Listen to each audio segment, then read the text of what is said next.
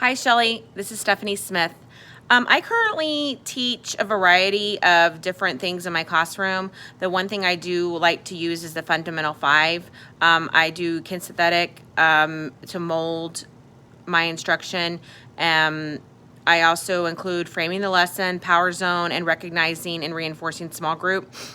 What I do for the framing the lesson is I put my objectives up and post them up for I will statements for each subject, and we read them as a whole class. The kids repeat it back to me so that they can listen to what is being taught for that day. And I explain to them that the we will is what we will be doing together, and the I will is what they will do on their own, or try to do on their own with little to no help. Of course, if they need help or assistance, they can ask for that. I base them off of the TEKS and the specificity that are found in the IFD, and whatever we are focused on for that day. And we make sure we use academic vocabulary in there as well, because we know that that's very important for them. And so we want them to get used to that, using those words throughout their first grade year, and that way they can carry them with them onto their next grade and throughout their education. The power zone that I use, I position myself in different places throughout the classroom, especially now that we are in a COVID year and we have to have them so spaced out. They're not on whole group and on carpet time like they usually would be in first grade. So they are spaced out on tables and desks throughout the classroom. So I have to walk around and make sure that I can see that during our whole group time. There's pros and cons to this. I do feel like they have more of a work area to work on. It is sometimes hard to move around, but we make it work. And I always make sure that the students are engaged as much as possible. I do feel like I run into keeping them more engaged because they are so spread out. It is harder for them to stay focused. So I try to set the ones who I know that they need to have help staying focused closer to me, or I make sure they have a stronger friend at the table with them that can help them when needed.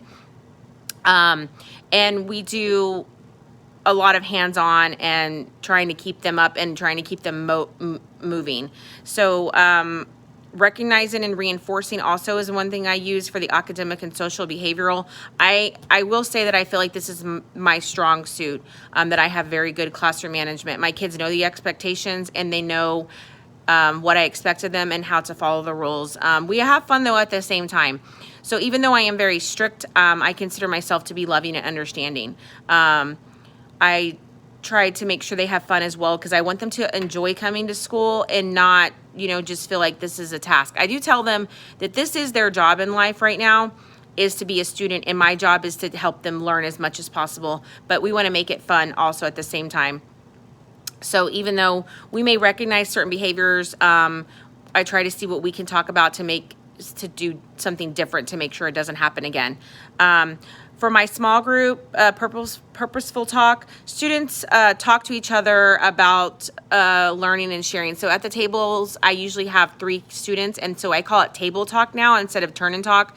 And they have the opportunity to turn and talk to each other about whatever it is I'm asking them, and then they get to share out. And I pick one person from each table to share out of whatever it is I'm asking them, and they really like that, because that gets their brains moving and it gets them talking. And I try to, like I said, make sure that I have at least one student at the table that can help get the group talking and helping them get engaged. For the critical writing, students write about what they have learned. And even in the mornings, I have a morning journal entry that they write about something each day. And so it even has sentence stems, or it has labeling or listing. So they're getting all the different types of writing throughout the week that they can practice. And then I incorporate that as much as I can in my writing center. I really want them to focus on, drawing and labeling, because I know a lot of them are struggling with writing right now. So I figured if we can start with the baby steps, it will help them build on their writing. I also have words all around my room to help them so they can get up and look for it. It has pictures, and most of the words have pictures next to them so they can help find them. And if I'm working with small groups, they don't have to come and ask me. And they also have a free Write Friday, so they can write about whatever they would like to, and they have the opportunity to share that as well. For the kinesthetic, the learning through by body movement, we read words and we do body movements. I also have body movement cards, which basically they get to make the letter with their body. So if I ask them if they, they don't agree or they disagree, they can do a motion with like whichever one it is, or if they hear a certain sound, they can make that letter. We also do thumbs up, thumbs down.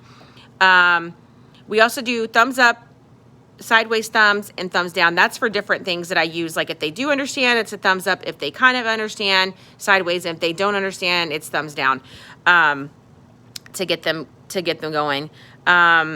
Like I said, we use a lot of hands-on items and manipulatives throughout each learning for ELA and for math. I have an ELA bag for each student and a math bag for each student that have their manipulatives in them. We use counters for counting sounds on our sound boxes, which are Alcona boxes. We use letter tiles. We use slinkies where we stretch out the sound. We use blocks to help us with onset and rhyme.